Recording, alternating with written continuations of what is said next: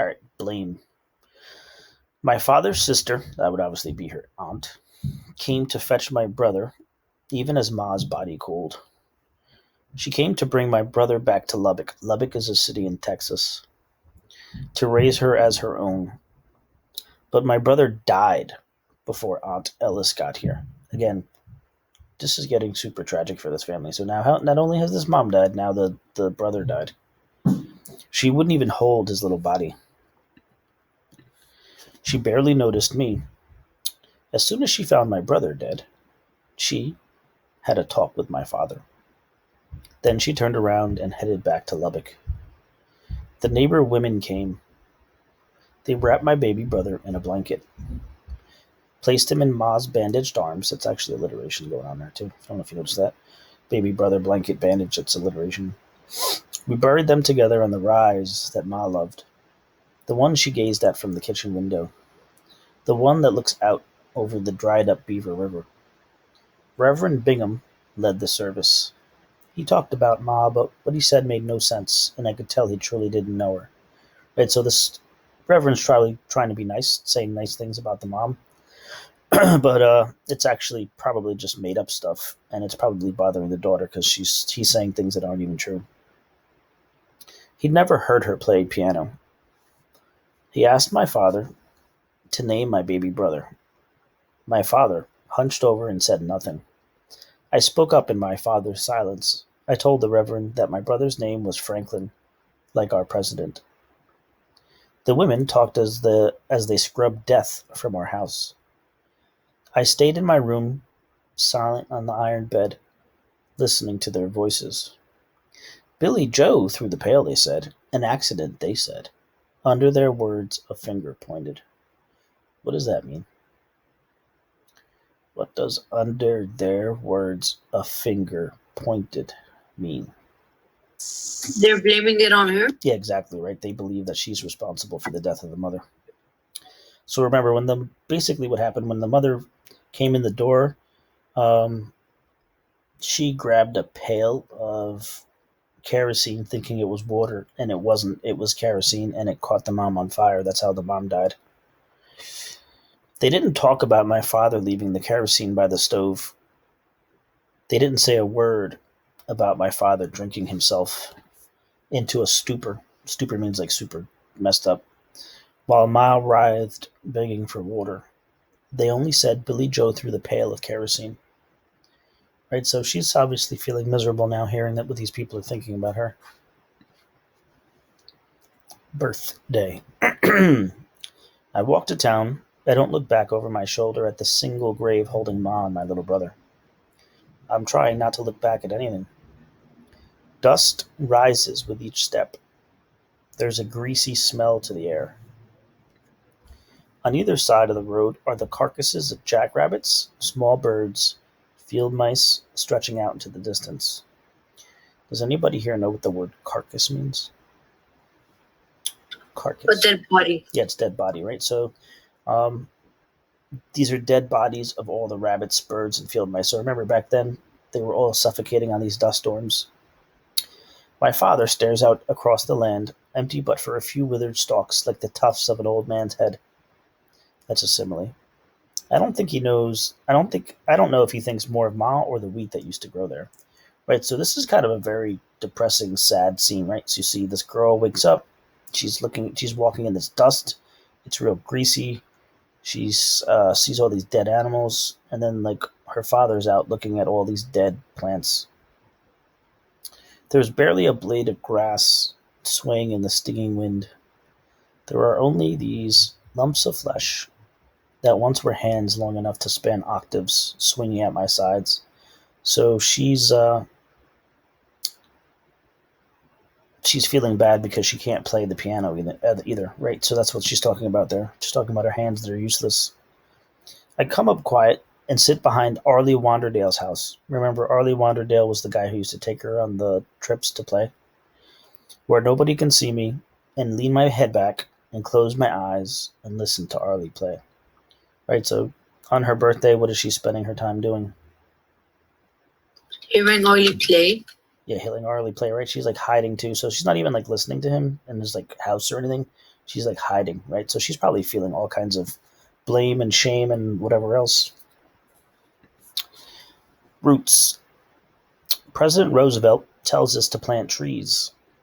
Trees will break the wind, he says. Trees will end the drought. The animals can take shelter there. Children can take shelter. Trees have roots, he says. They hold on to the land. So again, I talked to you guys about this a little bit yesterday, that the place where they're all living is all plains. It's just all flat grasslands, and that's where they're growing their crops. There really isn't any trees in that area. But trees are something that actually is very useful for keeping roots to the ground, right? So anything that's above them doesn't like go away if it rains or the wind blows. So the president is giving them a good idea, essentially. It's good advice, but I'm not sure he understands the problem. Trees have never been at home here. They're just not meant to be here. Maybe none of us are meant to be here. Notice there's a lot of repetition and alliteration going on. Maybe none of us are meant to be here on the prairie grass and the hawks. My father will stay no matter what. He's so stubborn as sod. He and the land have a hold on each other. That's an example of personification. What about me? All right, so this is kind of an interesting thing going on at the end. What is she realizing that maybe might happen? He and the land have abandoned. That she's what? She's gonna get abandoned. Kind of the opposite. You're on the right track, but it's the opposite idea. Not that she's going to be abandoned. She's gonna get taken away. Not that she's going to get taken away. You're on the right track, the both of you, but the father is gonna be taken away. No. What are other teenagers doing? What are other teenagers doing at the same time that she's here? Studying? No.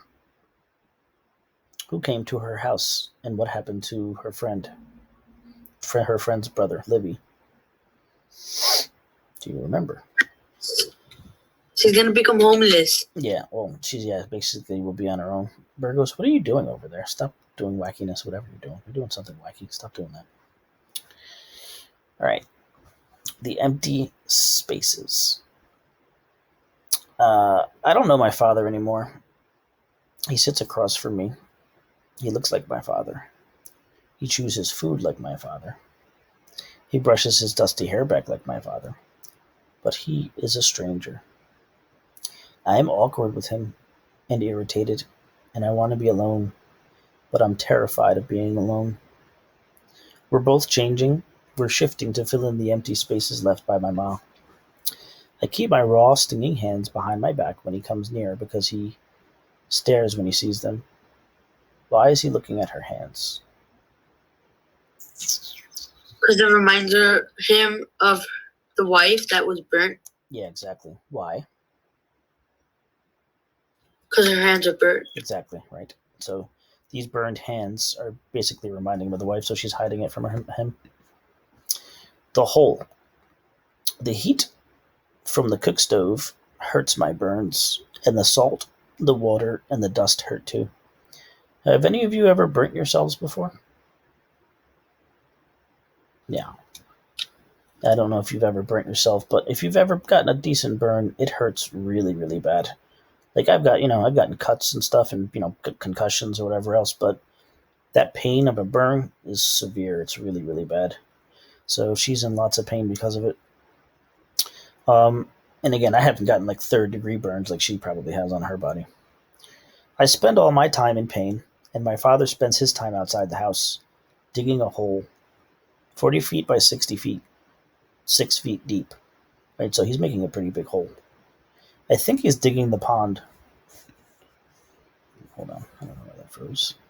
To feed off the windmill, the one that Ma wanted, but he doesn't say. He just digs. Why do you think he's doing that? Why is he digging this pond? He has a brain disease and he thinks his wife is still there. Yeah, so he's probably definitely doing it in the honor of this wife, right? So remember, they argued before and the wife wanted it. He was like, no. He sends me to the train yard to gather boards. Boards are like pieces of wood. Boards that were once boxcars, but now are junk. What's a boxcar? Does anybody know what that is? Yeah. A car that's made of box. No. Arthur, what do you think? A car that looks like a box. No. Okay, so the Perth Amboy probably has, or used to have boxcars back in the day over by whatchamacallit, by Harbor Town. So boxcars are basically a type of train that carries cargo, right? So I'm assuming what the reason why they used to have boxcars there were because they had so much plants that they would use those trains to travel and bring all that wheat to the cities. But nowadays, because there's such a lack of food, that they're probably just like thrown away. So they took the old pieces of the train and probably tore it apart and made just wood out of it. I bring him back, careful of the scabs and the raw sores on my bare hands. I don't know what he needs boards for. He doesn't tell me. When he's not in the hole digging, he's working on the windmill, replacing parts that kept it from turning. People stop by and watch. They think my father's crazy, digging such a big hole. I think he's crazy too. The water will seep back into the earth. It'll never stay put in any old pond. But my father has thought through all that and he's digging it anyway. I think to talk to Ma about it, and then I remember. I can almost forgive him for taking Ma's money. I can almost forgive him the night in Guyman that he got drunk. But as long as I live, no matter how big a hole he digs, I can't forgive him that pail of kerosene left by the side of the stove. Right, so you got her blaming him again for the death of the mom because the kerosene was there. Kilauea, I guess is how you pronounce that. A volcano erupted in Hawaii. Kilauea. It threw huge chunks into the air. The ground shook, and smoke choked everything in its path. Sounds a little like a dust storm. Right, so I guess there was like a famous volcano exploded at the same exact time that this girl's experiencing dust, and she kind of like thinks it's similar. All right, this is the last chapter we're going to look at. Boxes. In my closet are two boxes. The gatherings of my life. Papers, school drawings, broken hairpin, a dress from my baby days, my first lock of hair, a tiny basket woven from prairie grass, a doll with a china head, a pink ball, 3 dozen marbles, a fan from Baxter's funeral home, my baby teeth in a glass jar, a torn map of the world, 2 candy wrappers, 1,000 things I haven't looked at in years. I kept promising to go through the boxes with Ma, get rid of what I didn't need, but I never got to it. Now my hands hurt, and I haven't got the heart. Alright, so we're going to answer some questions on Socrative, which I believe I started. Let me stop this. I will give you guys the video.